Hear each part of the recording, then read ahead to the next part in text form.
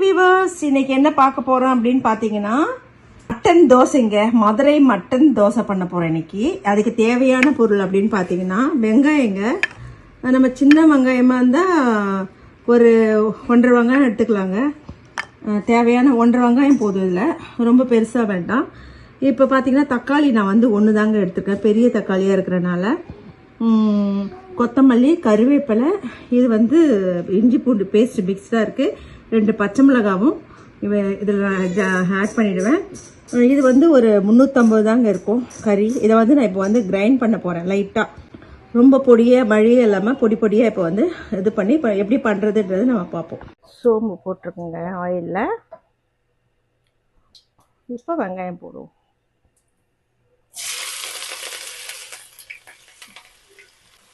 வெங்காயம் நல்லா செவக்க வறுக்கலாம்.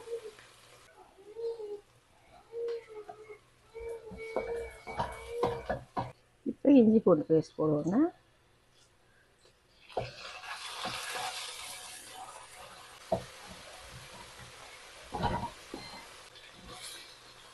தக்காளி, ஒரு தக்காளி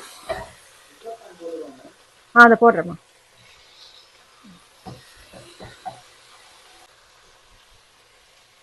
கருவேப்பிலை எடுத்து வச்சுருக்கோம் இல்லைங்களா, மிளகாத்தூள், தனியாத்தூள், இதெல்லாம் நம்ம இப்போ போட்டுருவோம். இந்த மட்டனுங்க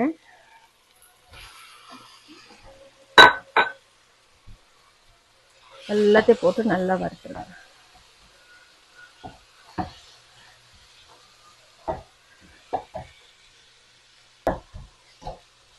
நல்லா நல்லா இந்த மாதிரி வதக்கி விடுங்க.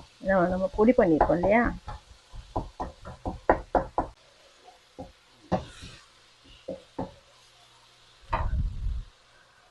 கொஞ்சம் கொத்தமல்லி, சால்ட்,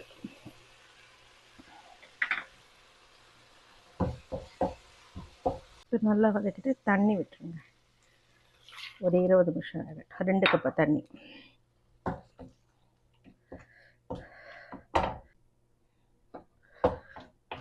இப்போ நல்லா மூடி வச்சு 20 நிமிஷம் நல்லா சுண்டெடுத்து பாருங்கள். நல்லா அப்படியே பரட்டிட்டு நல்லா கொஞ்சம் சவக்க பரட்டிடலாம். இந்த வீடியோ உங்களுக்கு பிடிச்சிருந்ததுன்னா லைக் பண்ணுங்கள், ஷேர் பண்ணுங்கள், சப்ஸ்கிரைப் பண்ணுங்கள். மறக்காமல் கமெண்ட் பாக்ஸில் உங்களை கமெண்ட்ஸ் கொடுங்க. இந்த மாதிரி எண்ணெய்லாம் பிரிஞ்சு வந்த உடனே எடுத்துடலாங்க.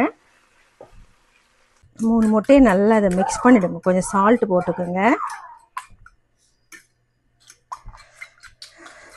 இப்போ பார்த்தீங்கன்னா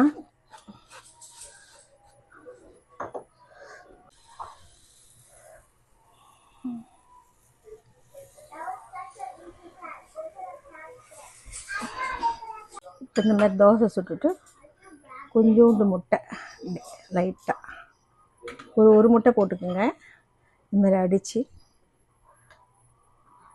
ஃபுல்லாக ஸ்ப்ரெட் பண்ணிவிட்டு இப்போ நம்ம கறி மேலே வைப்போம்.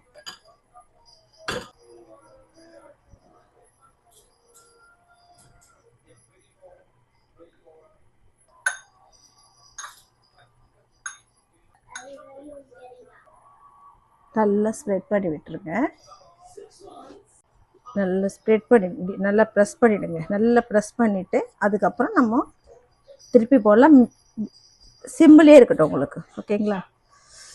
இது தாங்க மதுரை கறி தோசைங்க. சூப்பராக இருக்கும். நீங்களும் செஞ்சு பாருங்கள்.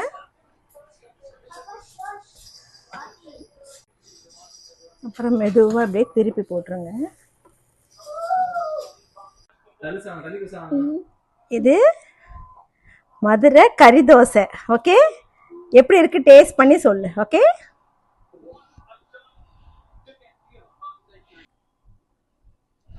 ரொம்ப டேஸ்டியாக இருக்கா? ஓகே, இது இந்த மாதிரி நீங்களும் செஞ்சு பாருங்கள். தொட்டுக்கு சால்னா இருக்குது, மட்டன் சால்னா தொட்டு சாப்பிடுங்க.